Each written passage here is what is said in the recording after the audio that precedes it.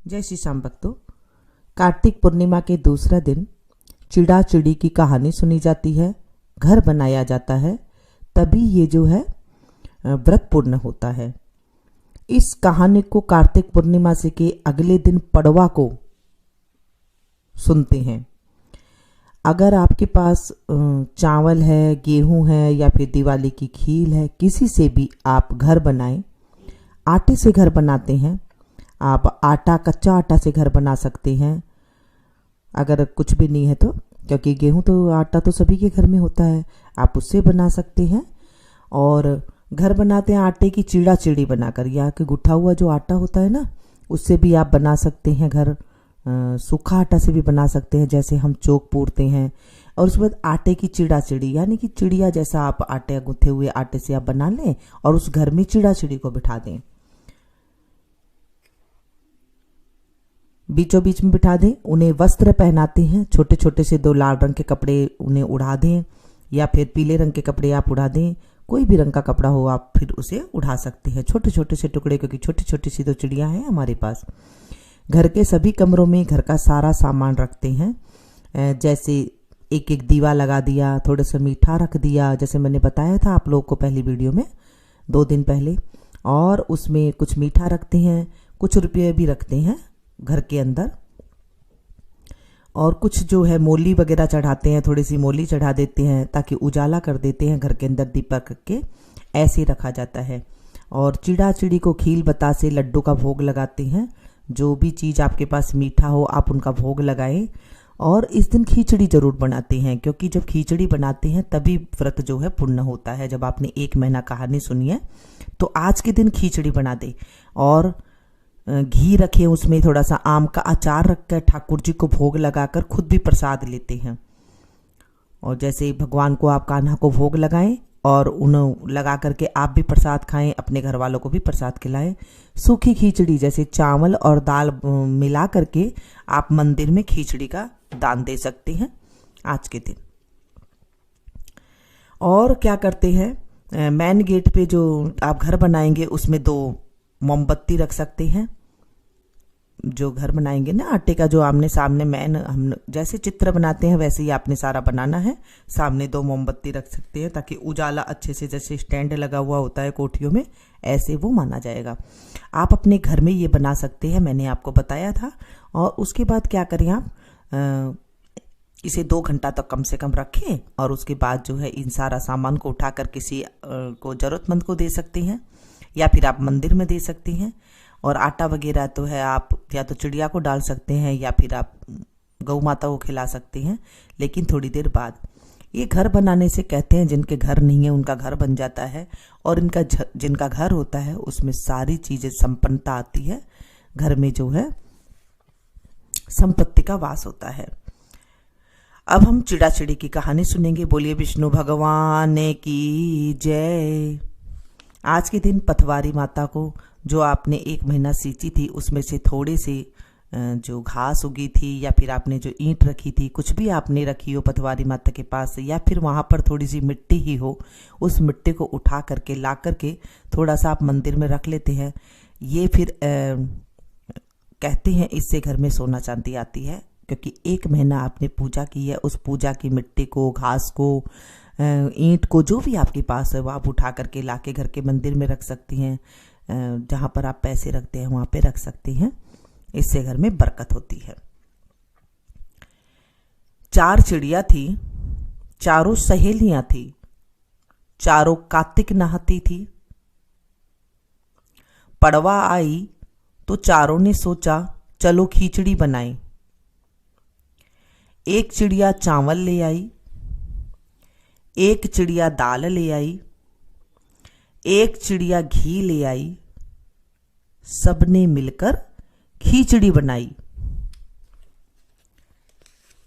सबने सोचा कि पहले नहाकर आती हैं, फिर सब बैठकर खिचड़ी खाएंगे। पहली चिड़िया ने सोचा, उसे भूख लग आई थी, बहुत तेज उसे भूख लग रही थी, तो उसने सोचा कि बाकी चिड़िया तो अभी नहीं आई थी, तो उसने चिड़िया ने खिचड़ी की भाप खा ली। जब खिचड़ी पकती है ना तो उसमें भाप निकलती है जब ऊपर से, तो उसने भाप खा ली, सूंघ ली उसने। दूसरी चिड़िया आई तो उसने खिचड़ी का पानी पी लिया। तीसरी चिड़िया ने खिचड़ी खा ली और चौथी चिड़िया ने खुचरन खा ली। ऐसे जब खिचड़ी बन गई थी तो वो थोड़ी थोड़ी चीजें सारों ने खा ली। एक ने भाप खा ली, दूसरे ने पानी पी लिया, तीसरी ने खिचड़ी खा ली और चौथी ने चिड़िया ने, जो नीचे खिचड़ी के नीचे खिचड़ी जम जाती है, थोड़ी सी मोटी मोटी हो जाती है, तो उसे खुचरन बोलते हैं। चारों चिड़िया मर गई।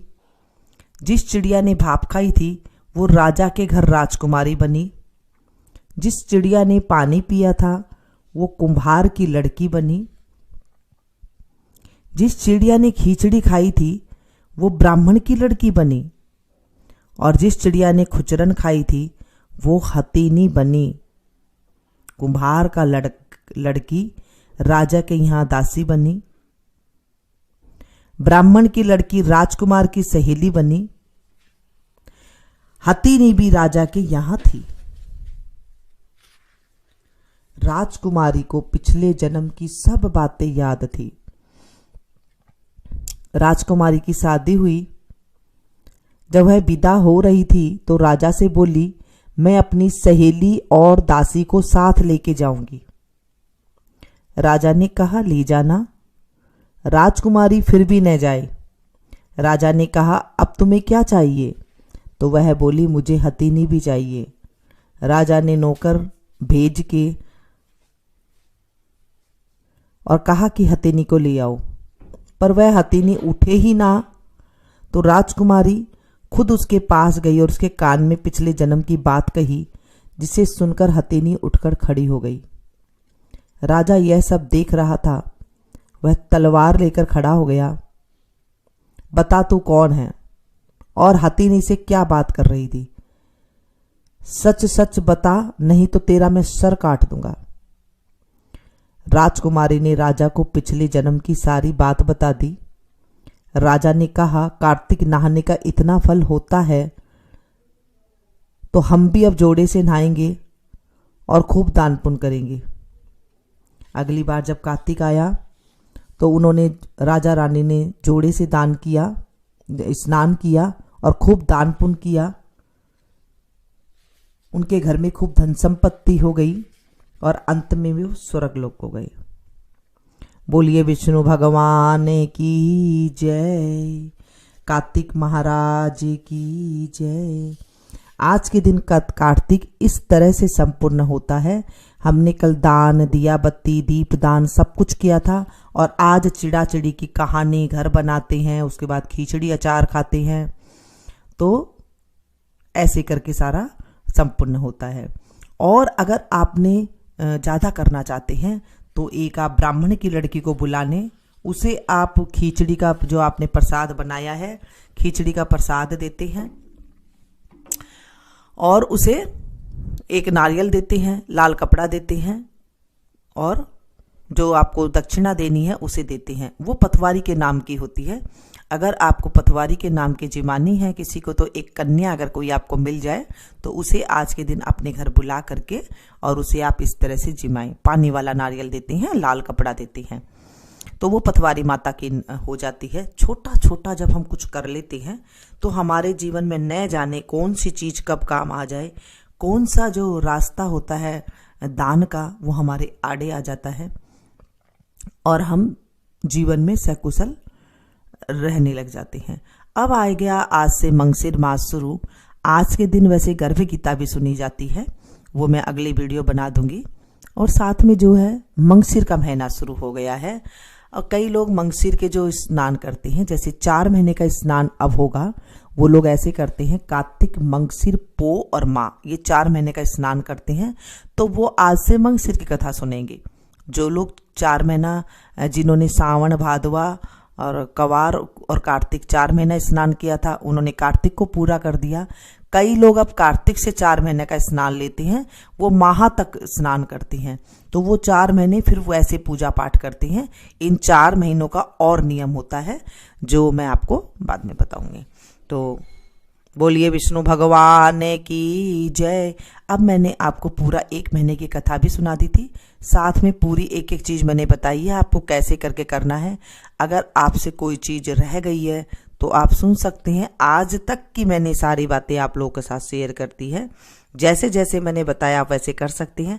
लेकिन अगर उसमें से कुछ चीज रह भी जाती है तो कोई बात नहीं, मन में शंका नहीं करनी चाहिए। मन में विष्णु भगवान का ध्यान करके, हे प्रभु मैं मन से आपको अपना जो है शरीर समर्पण कर रहा हूं, कर रही हूं। आप मुझे स्वर्ग की प्राप्ति दे, आप मुझे निरोगी काया देना। मैंने 1 महीने आपकी कथा सुनी है, या फिर स्नान किया है, या फिर दान किया है, या फिर सब कुछ किया है, व्रत किया है, तो जो भी आपने किया है सब वो भगवान के सामने बोले। और आज के दिन जो है भगवान को फिर खीचड़े का भोग लगा करके सारे घर को खिलाएं, क्योंकि आज के दिन खीचड़े का महत्व बहुत है। और कई जगहों पर आज अन्नकूट का प्रसाद बनाया जाता है, जैसे जयपुर के साइड में, अलवर साइड में। तो इन साइडों में क्या होता है, आज के दिन अन्नकूट का प्रसाद बनाया जाता है। जैसे अन्नकूट में हम बनाते हैं ना, ऐसे भी बना सकते हैं। अगर आपके यहाँ ऐसे बनता है तो वहां पर आप बना सकते हैं। मूंग, चावल, बाजरा, कढ़ी और पंचमेल की सब्जी जो होती है, सारी सब्जियां मिला करके हम बनाते हैं अन्नकूट के प्रसाद में। वो सब्जी बनाई जाती है आज के दिन, और साथ में जो है सबको प्रसाद बांटा जाता है। जो भी आपके जान पहचान के हैं या फिर आपकी कोई रिश्तेदार पास में है तो आप उनको प्रसाद जरूर बांटते हैं आज के दिन, भगवान विष्णु को प्रसाद लगा करके। बहुत प्रेम भाव से ये होता है। आज के दिन जो हमारे गिरिराज की साइड में है वहां पर तो बहुत ज्यादा बनते हैं ये चीजें। अन्नकूट का प्रसाद बनाया जाता है दिवाली से लेके पूर्णमासी तक, आज के दिन तक, और सभी लोगों को प्रसाद बांटा जाता है। तो आप देख लें, आपको जो अच्छा लगता है आप वो बनाकर खा सकते हैं। मैंने आपको सिंपल भी बता दी है और विधि विधान के साथ भी बता दिया है। जहां पर जैसे रिवाज है वैसे कर लेना चाहिए। अगर आपके यहाँ अन्नकूट का रिवाज है तो आप अन्नकूट बना करके कर सकती हैं। अगर आपके यहाँ खिचड़ी का बनाने का है तो खिचड़ी। वैसे देखिए मन के भाव होते हैं। अगर आपको पसंद है खाना तो आप बना लें। चावल बना सकते हैं, थोड़े से मूंग बना सकते हैं, बाजरा बनाते हैं, जैसे हम बाजरे की खिचड़ी कूट करके बनाते हैं बिल्कुल वैसे ही बाजरा बनाते हैं, सिर्फ उसमें दाल वगैरह नहीं डाली जाती है। कढ़ी बनाते हैं, पूरी बनाते हैं और अन्नकूट वाली सब्जी बनाते हैं। थोड़े से गुलगुले बनाए जाते हैं। इस तरह से ये चीजें बनाई जाती है और सभी को थोड़ा थोड़ा प्रसाद दे करके फिर आशीर्वाद लेते हैं। अगर आपके बड़े आपके इर्द गिर्द है तो उन्हीं का आप आशीर्वाद लें, घर में आपके बड़े हैं तो आप उनका आशीर्वाद लें। इस तरह से ये व्रत हमने पूर्ण किया। कार्तिक के पूरा व्रत हमने पूर्ण किया है। और आज के दिन नाव भी बनाते हैं। कई लोगों ने कल बना ली थी, कार्तिक पूर्णिमा वाले दिन नाव बनाते हैं। एक आप परात ले लें या फिर एक टप ले लें, और टप के अंदर जैसे हम बच्चों को नाव बनाकर देते हैं ना कागज की, वैसे आप कागज की नाव बना लें। क्योंकि ये पूर्णमासी के दिन भी होता है और दूसरे दिन भी होता है। जैसे आपकी मर्जी हो वैसे कर ले। आप आज भी कर सकते हैं इसे। और टप के अंदर रख के उस नाव के अंदर आप एक बत्ती रख दें या फिर जरा सा कपूर का टुकड़ा रख दें। बत्ती आप रख देंगे, जैसे घी की बत्ती होती है ना, वो आपको रखनी है, या फिर आप तेल की रख सकते हैं जला करके। और फिर आप उस नाव की पूजा करें और उसको धीरे से सीख से सरकाते हुए, क्योंकि अब नदी में तो हम नाव को कर नहीं सकते हैं तो हम घर में ये रिवाज करते हैं, उसको सीख से सरकाती जाएं और कहें कि हे प्रभु, हे मेरे भगवान, आप मुझे इस नैया से पार लगा देना। यानी कि हमारा जो जीवन है उस नैया को उस पार लगा देना जहां मेरे प्रभु श्री राम रहते हैं। इस तरह से इसका होता है वर्णन कि हमने इस पार से पूरे कार्तिक नहा करके इस जीवन से उस जीवन को, यानी कि स्वर्ग की ओर हम बढ़ गए हैं। हमारे इस नाव, मेरे को नाव मुझे वहां तक पार लगा देना। तो उसे सीख से आप सरकाते जाएं।